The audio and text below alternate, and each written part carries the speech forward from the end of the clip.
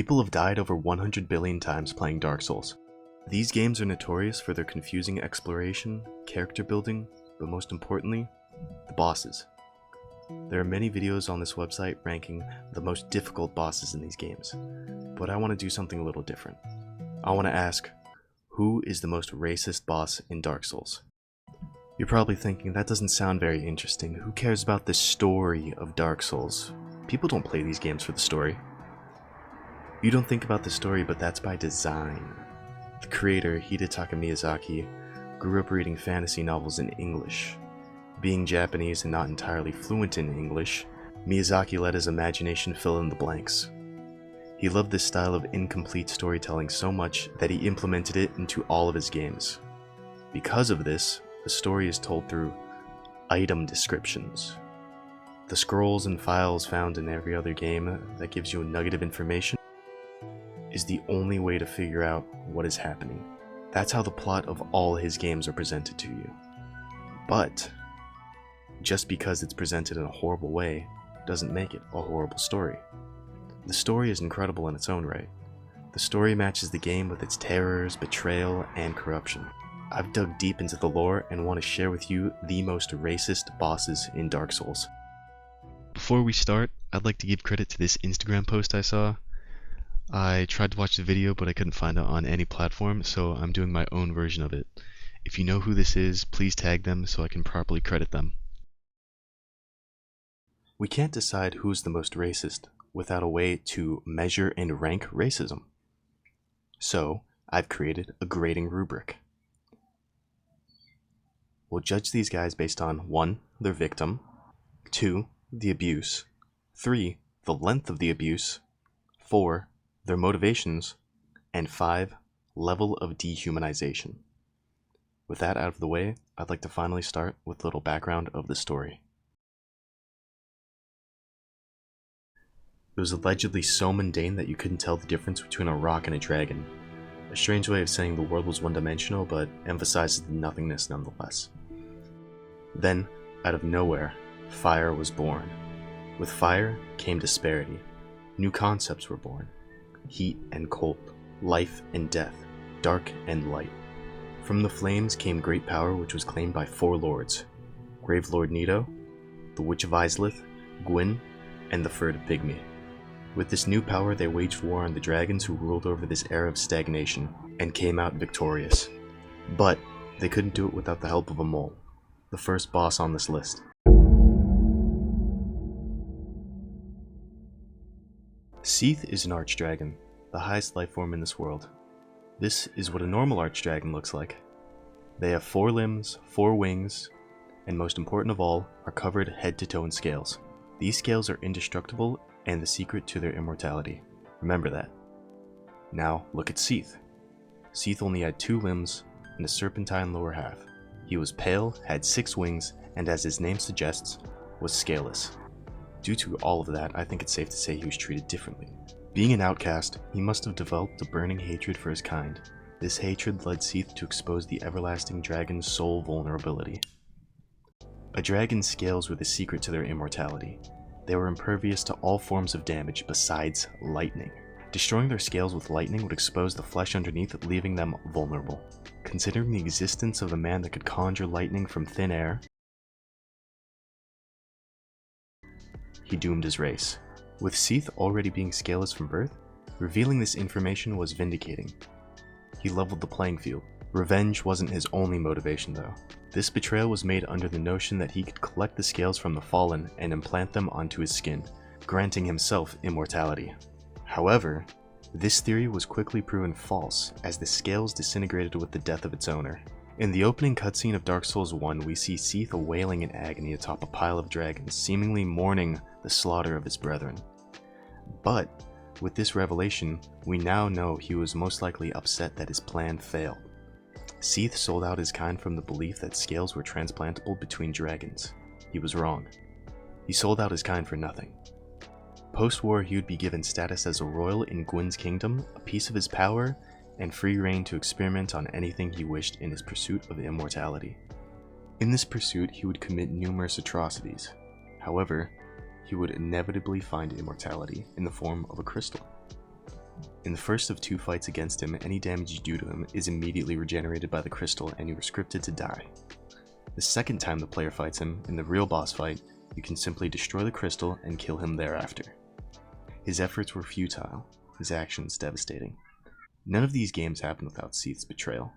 He is insecure of his mortality and ensures the death of his species. Winning the war means the destruction of everything that threatens his life. Had he not involved himself with Gwyn whatsoever, he would have lived forever. He brought this upon himself. Tragic characters can possess awful qualities like hatred, envy, and self-loathing. Seath's insecurity morphed into hatred and directly led to the extinction of his kind. The victim, his own species. The pain, extinction. Every dragon died in the war, excluding Seath and a handful of others. Length? Matter of weeks. The war didn't last very long. Once Seath leaked the secret, it was only a matter of time. Motivations, jealousy. He was an immortal and jumped at the opportunity of immortality, without even checking if that opportunity was real. With all of this in mind, I give Seath a 5 out of 10. You might be thinking, wow, a character that genocided his own people got a 5 out of 10, can it really get much worse than that? Yes, it absolutely can. Dark Souls is this super gritty game, but it's also like Mario. Within paintings, there are whole worlds totally unique to the main one. One of these paintings is called The Painted World of Ariandel. It is a haven for people who have given up on the main world and wish to live out their days in silence. It's a place devoid of hope and light, and also the birthplace of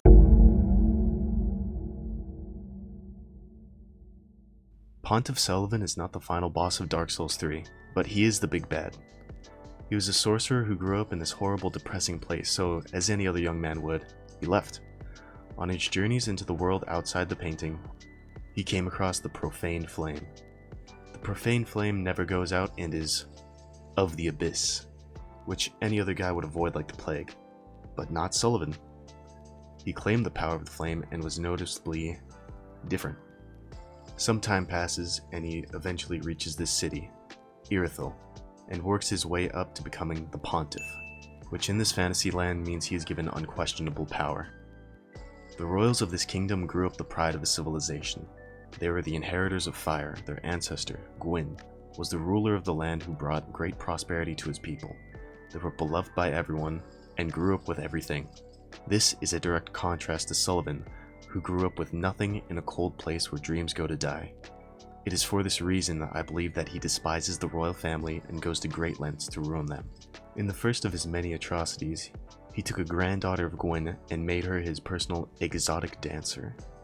At some point, he sapped all the entertainment he could extract from her and turned her into a warrior, an outrider knight, and gave her an enchanted ring.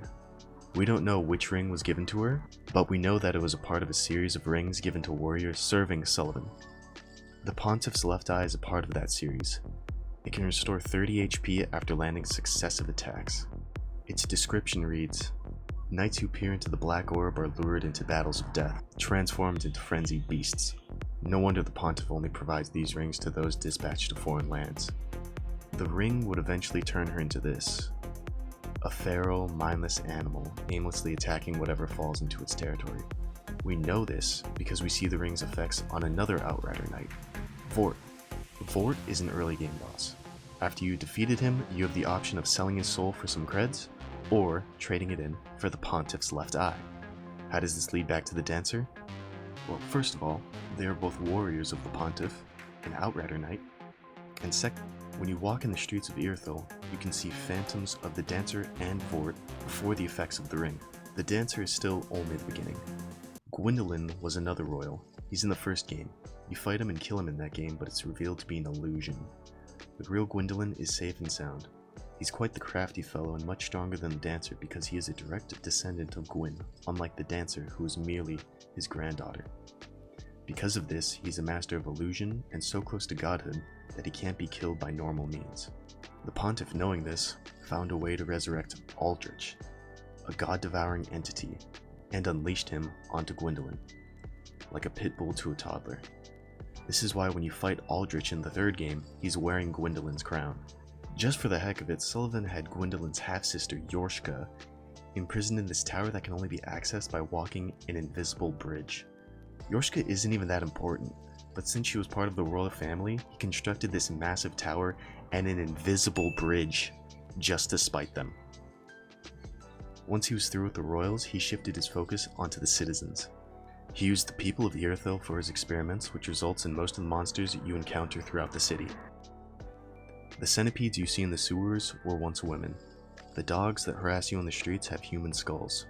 At the entrance of this city, you find this giant rotting dog with a gaping stomach and exposed ribs that attacks you from behind.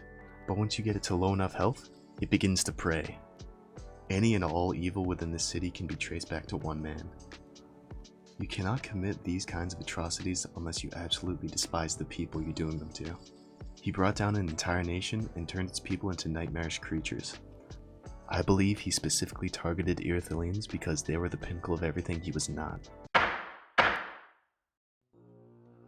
His victim, royals and Irithyllians. They were honestly just innocent people. Abuse. Tusk. Everything under his rule became a horrifying monster, and suffered a complete and total loss of itself. Length of the abuse. Decades. Motivations. A mixture of curiosity, sadism, and jealousy. The pontiff, empowered by the profane flame, merely wanted to cause chaos and destroy everything more fortunate than him. The pinnacle of that fortune was Irithyll. You give a mad scientist unlimited resources and magic, that's what you get. With all of this in mind, I give the pontiff an 8 out of 10. The next entry in this list doesn't really have the numbers of Seath or the inhumanity of the pontiff, but there's a certain quality I can't really put my finger on that makes his crimes especially egregious and disturbing. I truly can't pinpoint what makes this character so foul. He's from the second game in the franchise. He is...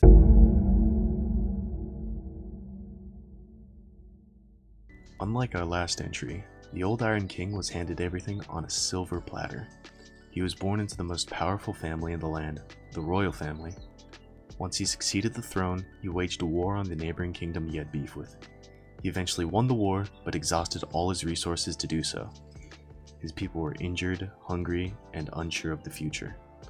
One day, he miraculously stumbles across the Scorching Iron Scepter, a legendary device that allows the user to conjure limitless amounts of iron. This discovery single-handedly saved his kingdom. Once things had settled down, people from distant lands would visit him, sharing gifts that easily amused him. These gifts were displayed in a trophy room during luxurious parties, while the curse of the undead slowly crept into his kingdom. The curse of the undead is a huge deal in these games. The curse of the undead essentially resurrects people, but takes a piece of them in exchange. You take a regular person, kill them a couple times, then they begin the hollowing process. They're still themselves and clearly retain major characteristics, but are noticeably changed. Once the person dies enough though, they're gone. All that's left is an empty husk of what was a person. They turn hollow. So, you can imagine the horror of this town's citizens once they caught wind that this curse reached their home. The old Iron King, frightened for his people, brokered deals with neighboring countries, gathered the greatest minds around the world, and wasted no expense to put an end to the scourge. I'm kidding, of course. And so, the old Iron King gathered his military and ordered them to round up anyone who was marked as undead, and place them in this nifty little building just outside of town. With his scepter, the king created a solution to this undead problem. The Executioner's Chariot. The chariot protruded with spikes from its wheels and was pulled by a 30-foot tall, two-headed horse. It was housed in a room designed like a racetrack, and each time the chariot completed a loop around the room, the inhabitants would be either stomped to death or ripped apart, then resurrected by the curse. This process was designed to repeat forever. He saw this as a form of purification, when in reality he was only accelerating the hollification of the citizens he governed. All for the sake of purging the Mark of the Undead. We don't even know why the Mark of the Undead is so terrible. Under his rule, most people should die of natural causes anyway. The Undead curse is not an emergency, they genuinely had plenty of time. The old Iron King came about great power accidentally and had the nerve to abuse it. He went out of his way to torture his people for eternity over something they were not in control of. His hatred for the Marked led to infinite suffering within a chosen few. He went above and beyond to maximize the suffering of people who had no control over what they were. His victim, any cursed undead. The abuse, infinite torture. Length of the abuse, centuries so far. Motivations: motivated by the selfish desire to continue his lavish parties and thrilled by the excitement of watching the endless torment of the cursed. With all of that in mind, I give the Old Iron King a 9 out of 10. Before we get to the last entry in this list, I'd like to talk about the honorable mentions. First on the list, Smo. He was rejected from the Knights of Gwyn for being a depraved maniac. He's an executioner that eats his victims. He clearly shows a disdain for people, and this comes from him not being human. If you look under his armor, he's enormous and ripped. His body does not match a regular man. He's clearly different and harbors hatred for humanity. And he's fat. Second honorable mention, the Pursuer. I haven't done any research on this guy. The only thing I know from playing the game is that he's flying high in the sky, and once he spots you, he immediately tries to kill you. There's absolutely no way that's not motivated. Third honorable mention, Dark Eater Midir. His name is Dark Eater. He wears his big tree loud and proud. It's in his name. Going deeper than that though, it turns out Midir is an archdragon, and he's also working for the guy that killed all the archdragons. His job is to place all the dark beings and eat them if they get uppity. He might just be another victim, but I have a sneaking suspicion he enjoys his work. If you think I missed anybody or somebody shouldn't be on this list, tell me in the comments below. I'd love to hear what you guys think. With that being said, there is one boss that inarguably has to be on this list. If you know Dark Souls, you know this was inevitable. I'm talking about... After the war against the dragons came the Age of Light. Gwyn was obviously quite fond of this time and wanted it to never end. He wanted an everlasting Age of Light. Gwyn was told of a prophecy that one day the Age of Light would come to an end and be replaced by an Age of Darkness. Unable to accept this, Gwyn would go to great lengths to eviscerate anything that threatened this era. Gwyn was tasked with dividing the spoils of war. He rewarded his comrades with bountiful land, royal status, and unimaginable power. But the only thing we need to focus on is what he gave the Pygmies. You see, the Pygmies discovered the Dark Soul. You know where this is going. The Pygmies were given rule over the Ring City, a fantastical place that sat on the edge of the world. This very clearly was a prison. Within its walls, Gwyn could easily monitor and contain their power. The toughest non-boss enemies in this area are Ring Knights. They wield massive swords and carry shields made from the heads of archdragons, proof of their participation in the war. Aside from the massive decapitated dragon head, their most notable feature is the ring of fire embedded in their chest, which looks identical to an item you start the game with, the Dark Sign. The Pygmies created humans, but first created the people of the Ring City, a distant ancestor, sort of like humans' relationship with Neanderthals. This is proven by the fact that both the player character and the Ring Knights are branded with this Dark Sign. This is the result of a grave, grave sin. Gwyn sealed anything related to the Dark Soul with a ring of fire. This ring eats away at the essence of their being. After each death, a piece of humanity is stripped by the fire, eventually leaving only an empty husk, a hollow. The whole undead curse thing from the Old Iron King was this guy's magnum opus. He created the very concept of dehumanization. When you beat the first game and choose to link the fire, flame engulfs the entire room, including you. By the time you reach the third game, you're still in an age of fire, but it feels like hell.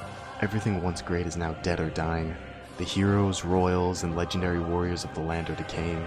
The heroes that linked the fire in the past and continued this cycle refuse to do it again. That's the premise of the whole game. Everyone that got it done before won't do it again, so the world is resurrecting every living thing in a vain attempt at continuing the cycle. If you decide to link it once you beat the final boss, the Raging Inferno from the first game is now reduced to the size of a match contained by the calluses of your palm. The Age of Fire is a false promise that men much greater than yourself fell for time and time again. Gwyn wanted his age to be permanent, undying, or should I say, everlasting? The everlasting dragons were the only thing in between him and the new world. He desired change in this drab world and did everything in his power to achieve this goal.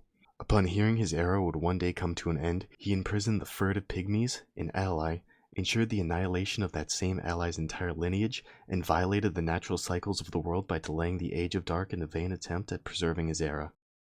Gwyn ultimately became the exact same oppressive tyrant he sought to destroy. Gwyn is a hypocrite.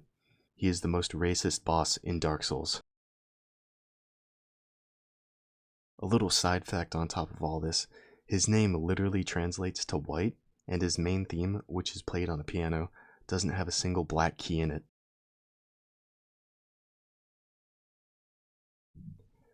As I said before, the story of these games are ridiculously hard to piece together, so I'd like to give special thanks to LokiLore, VaatiVidya, and everyone else in the community for figuring this all out.